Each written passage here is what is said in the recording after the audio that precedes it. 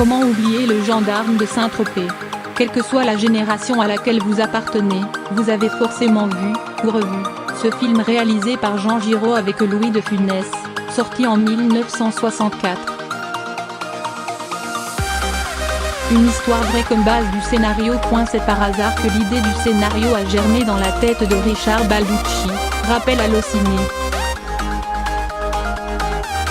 Perdu près de Saint-Tropez, le scénariste, réalisateur et auteur sort de sa voiture quelques instants.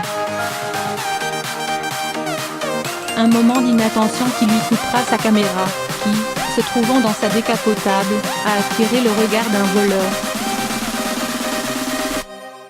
En allant à la gendarmerie à l'heure du déjeuner, le cinéaste tombe sur un gendarme mou, très peu motivé à l'idée de faire son travail.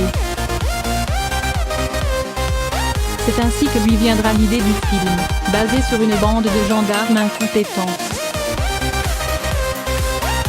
Point des débuts compliqués. Jean Giraud ne séduit pas tout de suite les producteurs, qui se montrent d'abord réticents.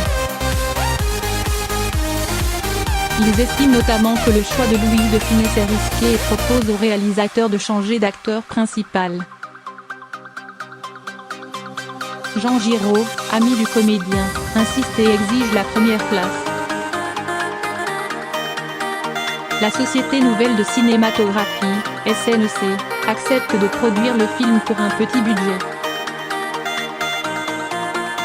Finalement, c'est la consécration.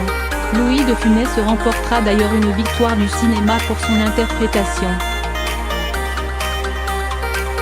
Louis de Funès, acteur et scénariste. Louis de Funès, dont la notoriété explose à la sortie du film, est intervenu à plusieurs reprises dans la création du scénario du gendarme de Saint-Tropez. Il aurait ainsi eu l'idée du personnage de Clotilde, la religieuse roulant en 2 chevaux.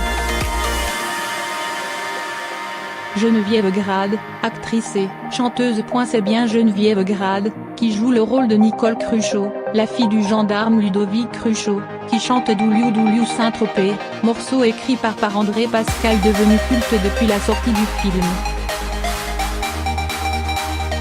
Le Rock conquise. Le gendarme de Saint-Tropez et les autres volets de la saga ont connu un succès tel en Europe que de nombreux touristes se rendent à la vraie gendarmerie de Saint-Tropez.